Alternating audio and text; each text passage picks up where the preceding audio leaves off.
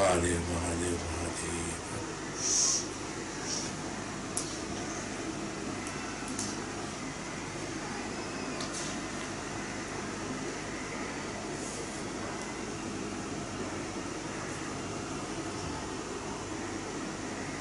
We were speaking on Dharma. Purity of mind. Purity of mind is that. We were speaking on Dharma. Before we continue, something else in between has come. We should remember one thing. When we are speaking about all these things, you also should this out. Everything, as I told you, everything has been discussed during the Upanishadic classes. But I am putting all the important things for the eligibility, that how we should compose all these things together in us. This is very important. That's why bringing all these things together. We should remember that whoever is born, they cannot avoid during kartavyas and karmas. Any jivatma with the sharira and mana, even when the God takes reincarnation, he also has to follow the sharira dharmam, mano dharmam. So I told you various dharmas. In each position there is a different dharma. That means again it's a kartavya or it's a dharma. Dharma is the principle that again I will talk to you about dharma a little more. Before that, whoever is born, we have to execute our kartavyas and karmas. There is no shortcut.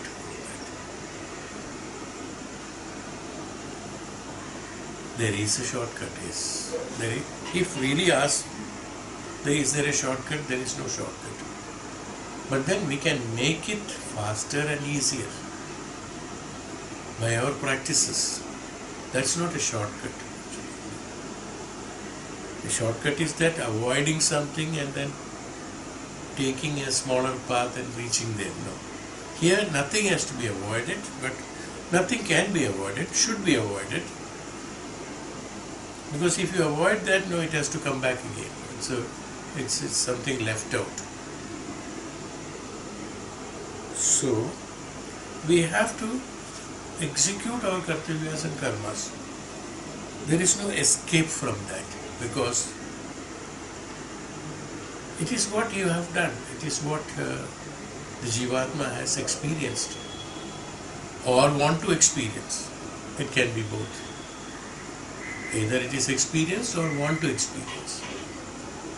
There are some Maharishis and Tapasvis and Jnanis who take birth in order to experience something. That is also karma for them as far as they are concerned, because that they have programmed that they have to experience it. Like Sri Ramakrishna Paramahansa, we all know that he had affected by throat cancer. Now, this was told and he himself healed it or did not heal it. It was invited by him. He wanted to experience that. Tapasvis and Jnanis, there are so many Jnanis and Tapasvis. Many people ask why most of the people have these problems. You will find many of the great people have some physical problems. They acquire this physical problem in order to experience that. This point cannot be understood by a normal human being. That's why people from West and people from here also who are ignorant, they say that, if he is healing so many people, if he is blessing so many people, if he is doing so many things, why he can't do it himself? He can, but he doesn't want to. It is his karma, he wants to execute it and exhaust it. That karma for that particular person, there are two things. One is that a karma which we have experienced, created karma phala from the previous life. Another is that people as they are, some reincarnated people, they would like to experience some of, they are, in order to learn something, they want to experience it. As we always said, Anubhava is the knowledge. Without Anubhava, whatever amount of knowledge, reading and listening and understanding and by hearting you do, that is not knowledge. Anubhava is knowledge. Experiencing is knowledge. So there was a discussion on Anubhuti and Anubhava.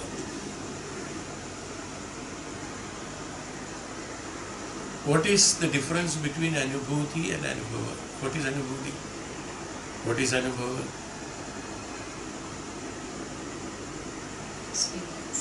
Experience. What is Anubhuti and what is Anubhava? Anubhuti is the after of experience, the learning to write. The learning to write out of the experience is Anubhuti.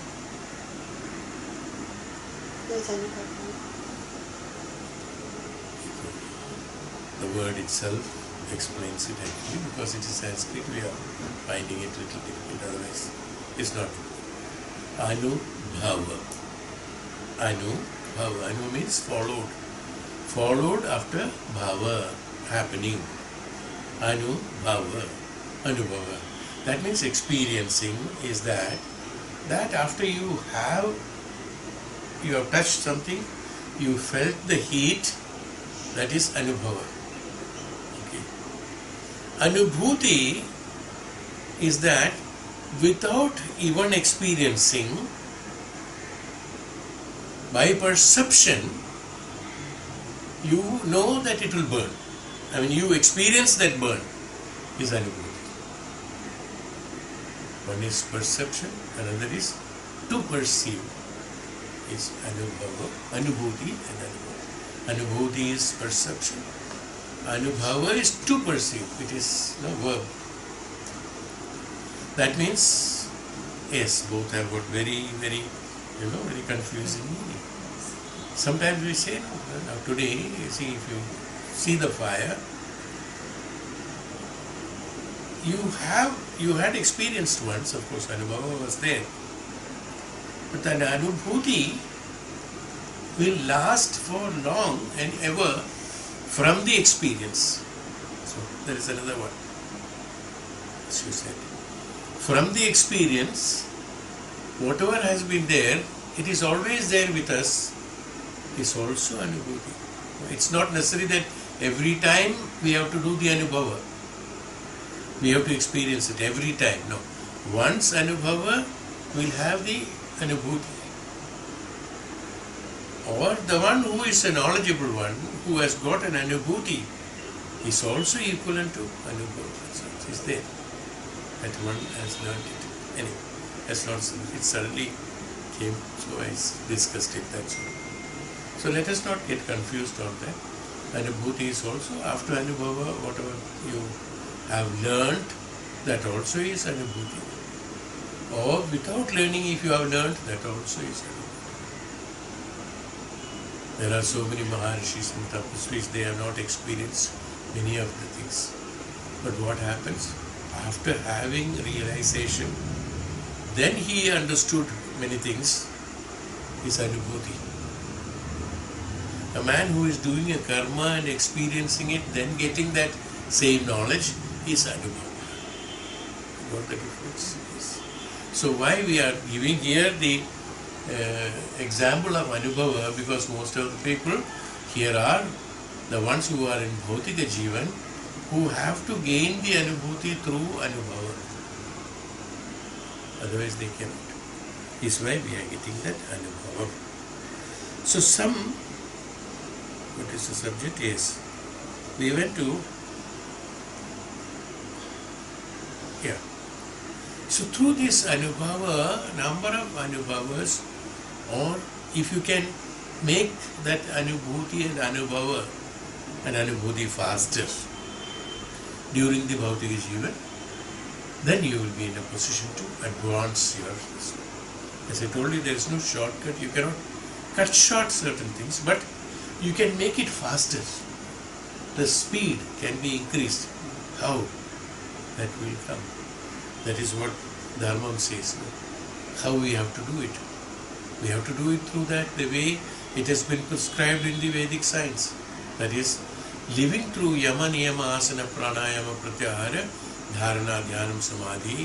If one lives like that, one lives dharmically, you make it faster. In the normal cases, what happens in the normal human beings, along with, they must be doing a lot of dharma, no doubt about it, dharmic way of living. Along with dharmic way of living, they are also living a dharmic way of living, which intercepts and interrupts the progress of anubhuti and anubhava. This anubhava, what you get is a mixed one today. When you go to temple, you have a mixed feeling. One is that after listening so many things, you say that we have to have bhakti on your intent, inner sense, like your indriyas and your manases, you pray for it. You pray for something, X, Y, Z. Both are there, you see. There's a conflict there. When such conflict comes, your anubhava is distorted. That anubhuti is not there. That anubhuti is not there. That means you are delaying the process of getting into that spirituality or completing your life or executing your karmas are totally delayed. A distinct division has to be done at a point of time. But when can it be done? If I have got a pending job, when I am doing something else, in between, my mind will always say that, my God, after this I have to finish that.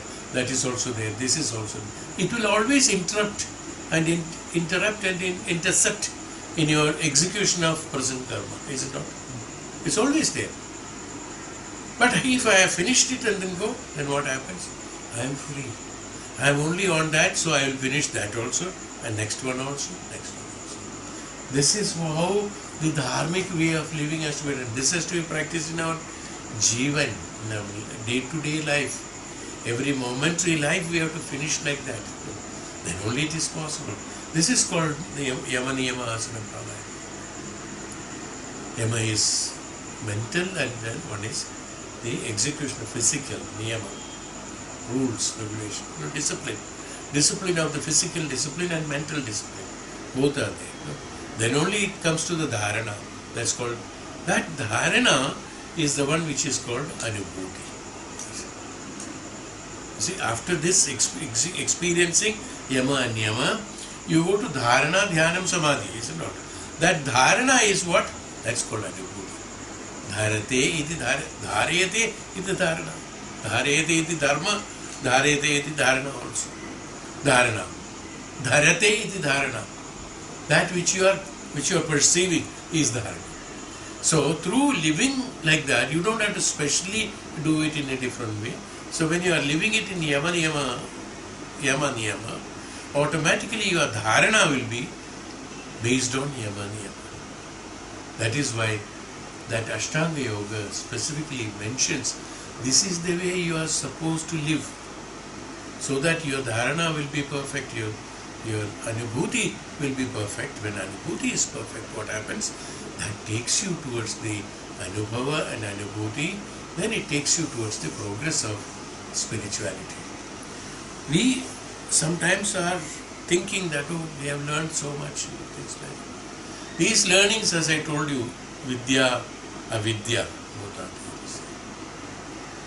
What we are learning in the normal life for leading our bhautika jivan, our materialistic life, I have told this earlier also number of times.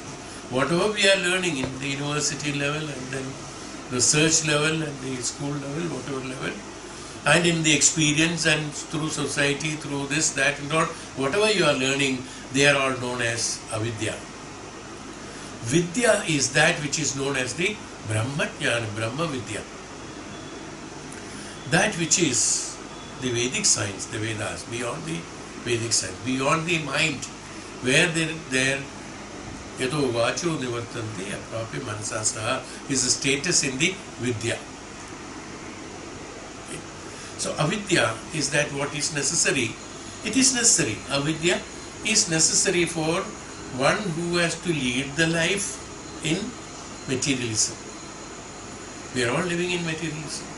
In order to maintain your sharira, in order to maintain your kartavya, in order to maintain many of the things, this avidya is required, education or avidya. This avidya is necessary. That's why in Bhagavad Gita there is a chapter called Jnana Vijnana Yogam. Jnana Vijnana Yogam. I have explained. Vijnanam is that the scientific, the Vijnanam is scientific. What is scientific? Material science. What is Vijnanam? Material science. The science what we are all talking about, people are talking about. What is scientific? They are all material science, nothing other than that. Beyond the material science, about the Brahman, about the self, about the knowledge, that knowledge is known as Jnanam. Jnanam, that's called Vidya. There also Vidya, Avidya. Jnana Vijnana Yoga. Yoga of Jnana and Vijnana together. So Vijnana is necessary in order to execute your Bhautika Jivan. Through the Vijnanam, from the, now here is where the trick is. Here is where the catch is, what we call as normal language. Through the living of the Vijnanam, through living through the Avidya, gradually we have to learn the Vidya. Go cross to the Vidya. How? Like each time you execute a karma, you make mistakes, we say no, learn from the mistakes. Exactly same. Learn from the mistakes. Some people don't learn from the mistakes. They keep on doing the mistake. Why some people? Most of the people in this Janma, in this Kali Yuga, they repeat the mistake. The same thing what I have done yesterday, the same mistake I am doing today. Expecting from this mistake I will derive Jnanam or derive Vidya or derive spirituality. What my point? My thinking is not, but only thing I want to do it, I would like to do it, but what happens? I am functioning through Vijnanam. Through Vijnanam one has to learn. Through Vijnanam one has to go. And while executing the Vijnanam, from the Vijnanam, we have to understand the Jnana. Like Einstein has written in his book about when he did the research, at the last pages of his book it is written, it's again the mind and the spirit and things like that, where he has proven the gravity and things like that, on what basis this one has happened. Ultimately, he also agrees that they are all physical conditions for a person who has got a physical mind and body. After the physical mind and body, when the physical mind and body is not there, none of these are of any use. Vijnanam is of no use. But whereas a jnani, if he is a jnani, even when he has got a sharira and mana, jnanam is useful. Why? Because jnanam inherits Vijnanam also. Vijnanam is a part of jnanam. From the jnanam only Vijnanam has been derived. So Vijnanam is a part of jnanam. So once you know the jnanam, he knows the Vijnanam also. The one who is a Maharishi or a Tapasvi, we always say that he knows everything. We know our scriptures are so great. They have already explained that all the inventions have been done by Maharishis those days. They have invented aeroplanes. They have invented bombs. They have invented 10 heads for the Ravana.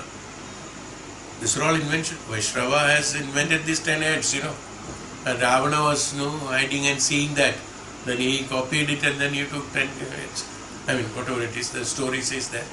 But what I mean to say that Rishi Vaishrava also, he has invented from the coal, he has invented the diamond. Just keeping it outside in few days' time, giving a pressure through the mantrocharan, chanting, and he converted that coal into diamond. The same principle in Vijnanam is happening when the coal is compressed under the earth. Number of layers of earth have been stored on top of it, and because of the load, friction, sound and vibration, for number of years, thousands of years, this coal turns into diamond, which he did it in few days time or few months time. I don't know, whatever it is. Through this, from Jnanam only, Vijnanam has been. You got my point. Everything there is a proof, yes, that it has been done. So from Jnanam only Vijnanam can be derived, but from Vijnanam, Jnanam deriving, one has to have an intention to identify the Jnanam. How do you identify? From Vijnanam, that means from avidya, when we are executing our own day-to-day karmas, we should understand that they are all meant for this purpose, this purpose, this purpose, this purpose. After that purpose is over, that is no more required for me, has to be renounced.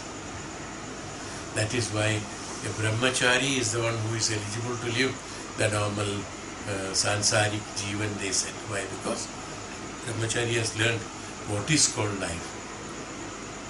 Here today, people are born and they live on trial and error method. Some people go according to their previous life's taste, they go into the path of spirituality, the others go into the material life. From there, they have to learn from the karmas through karma yoga. They have to learn number of lives, because it's not one life is not enough. Because from learning from all the bhutas and then getting that Vijnanam converted into the Jnanam is very difficult. So it is difficult in the sense one has to have that intention, or one should learn it. That is why Vijnanam is okay. Vijnanam is there, Vijnanam is there, it's alright, perfectly fine. People lived 10,000 years ago also. People are living 10,000 years later also. Will live after 10,000 years also. But all had been living. They lived happily. People lived happily. Today, who is happily living? Why there is no happiness? Why there is dukkha? Why there is kashta? They are all because of accumulation of the Vijnanam, accumulation of the avidya, accumulation of the experiences that you are derived from the experience of avidya, that's all. So from the experience, in order to have that anubhava, from the anubhava, we say no. In common language in the houses, they all say that no, mothers used to advise the children, at least from anubhav se to sikho. Somebody repeats the mistake, they say that at least learn from the experience that you have undergone last time. What is it? Saying absolutely right. That you convert into your living. That you convert into your progress of life. That means that what you have learned, you should not repeat again. It is not necessary. Whether it is good or bad.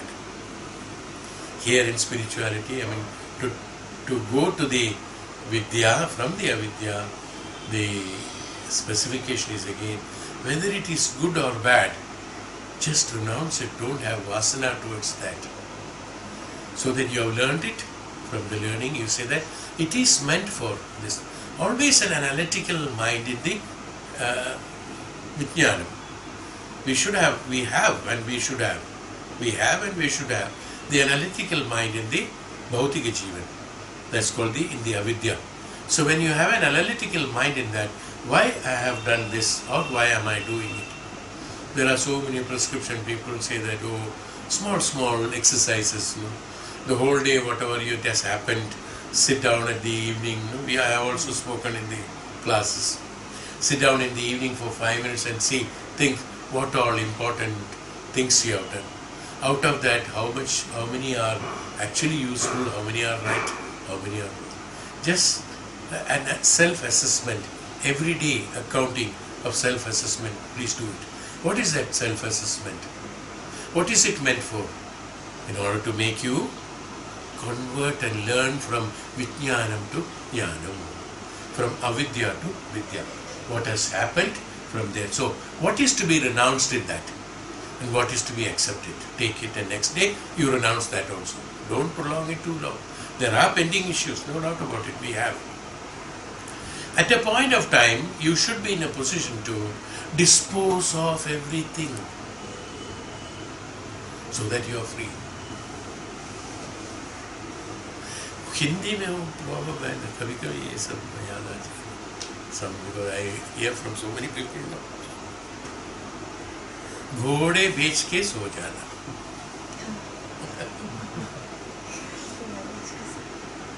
That means, so long it is there, it was a botheration for me. I always think about it. The moment I sell it, name the child. What is it? Renunciation. The meaning of that is that what you have accumulated, the problems you have accumulated, you renounce them. Don't carry them. It is not necessary for you. After selling that, you sell it out. Selling in the sense, disposing of or renouncing them. They are all small things to make you aware of it. Learn those proverbs are not just like, somebody has told something. No. They have a meaning, but unfortunately, nobody could explain it in the proper way. That's only. That means whatever you have accumulated, what you have earned, dispose it of at one point of time. Then only you will get relief. That relief is called Anubhava. That Anubhuti is necessary. Jnana Vijnana Yoga. Then what happens? You come into Jnana Vijnana Yoga. The Vijnanam proves that it is meant for the material, science is meant for the Bhautika Jivan, the experience of the materialism of the body and mana. And after that purpose is over, my karma towards that is finished and remove it, so that I exhaust that, so that I learn further. And then at one point of time, we reach the status of Vanaprastha. After execution of all the karmas, after finishing them dharmically, what happens along with that? Since you are executing the karmas according to Yama Niyama, automatically what happens? Your karma is getting exhausted. When you execute your the karmas according to Yama Niyama, the Yama and Niyama, we don't have to explain it again, those 10 points. And those, if you can live in those according to that principle, strictly, no doubt about it, so that you make it faster.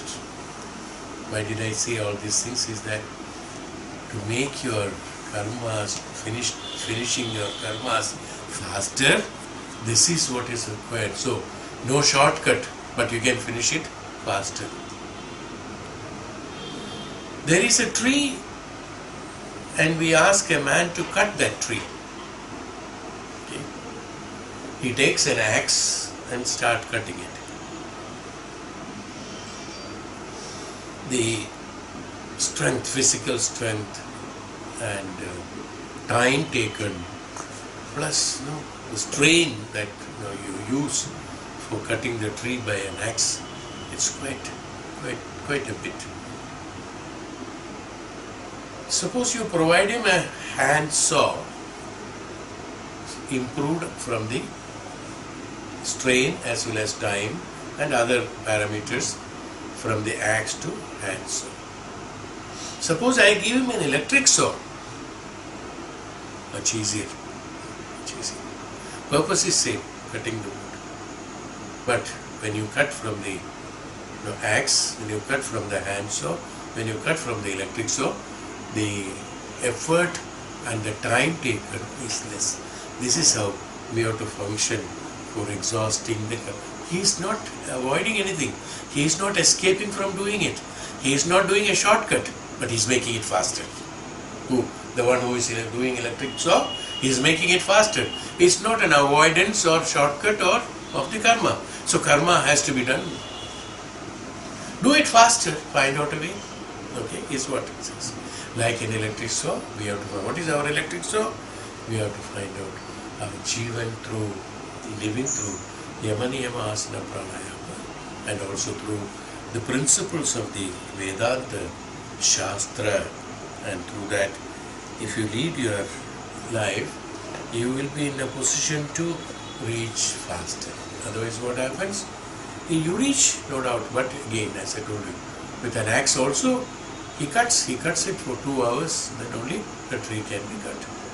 The other man does it in 15 minutes, half an hour's time. Both do it, and you also you will derive it, no doubt. Number of janmas one takes, and takes it, so 80,000, what is it? Lakh janmas. Chaurasi, numerous, Chaurasi lakh. Numerous lives you take and then get mukti, or few janmas and take mukti. Adi Shankara says that, why don't you learn it? He is an example. There are so many like that, are examples. They have lived their life like that.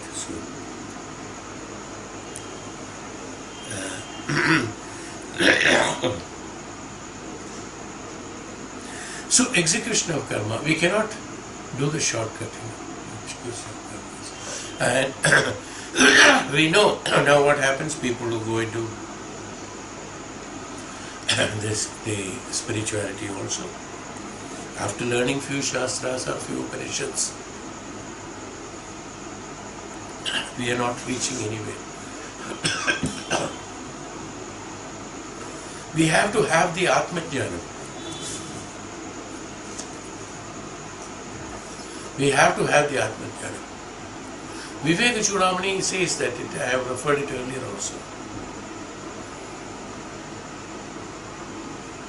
After having the Vidya, Avidya, then after Vidya, let us say a man who has done the renunciation of everything, he has done the Vanaprastha, no attachment with the material science, and he is absolutely in the absolute in the path of the Brahman, and he realizes all that. Even he has to leave all his knowledge, that Vidya also at one point of time, deposit it at one point of time, or renounce them, then only he goes into the true liberation. Both Vidya and Avidya have to be renounced. But we cannot renounce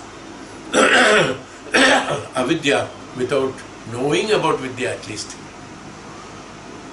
That's why a brahmachari learns. Why, I myself had asked earlier that when Vaishambhayana said the brahmachari is the one eligible to live in the sansarik jivan. So if he has learned everything, I myself asked him, why he has to learn, why he has to again live as a grahastha-ashrami? He can straight away renounce everything and go as sannyasa. Why he has come to? This is it. Even though the brahmachari knows he has learned everything through anubhuti, he has learned everything and he knows how to do it, and he has gone, he's improved his knowledge on the Yavaniyama Asana Pranayama Pratyahara Dharana Dhyanam Samadhi. Based on that, he has absolutely trained himself and toned up himself towards that. Then what happens? But he has no anubhava on that. It has to be converted into, this is Vijnanam. He knows from the Jnanam, he knows the Jnanam as well as Vijnanam. He knows from the Vijnanam, it has to be converted into Jnanam so that he can easily go away. But he has learned about it.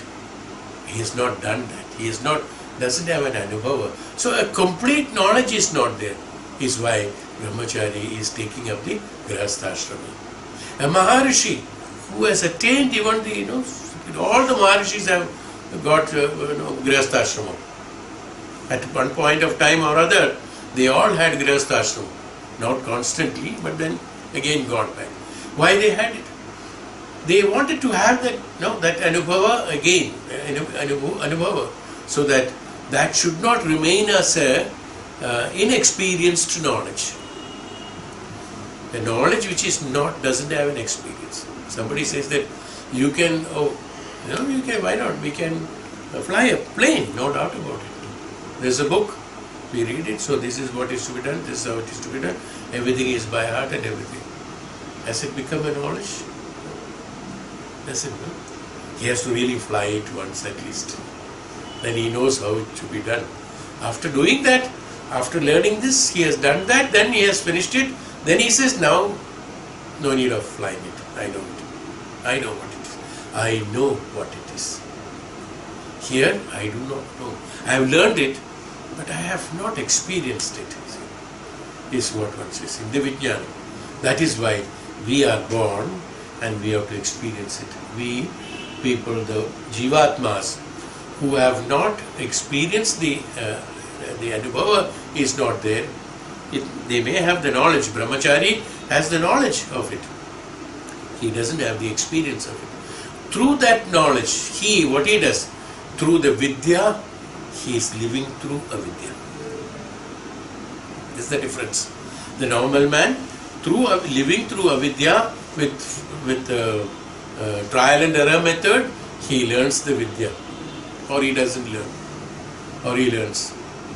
But whereas Brahmachari is concerned, he has learned the Vidya, but then he wanted to experience that avidya through Vidya, because having Vidya, as I told you, having Vidya, avidya has come from the Vidya.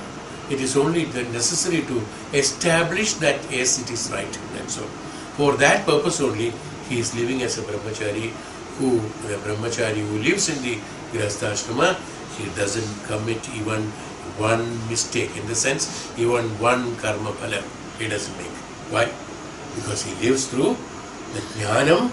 That is the jnanam, and that jnanam makes him eligible for living through yamaniyama vasana pranayama. There is no difficulty for him because he has thoroughly practiced it through the dhyanam. Through dhyanam he has already practiced it. Similarly, we should have, now for us to renounce something is difficult. No? We get attachment. To release some attachments, it is difficult. To release some attraction, it is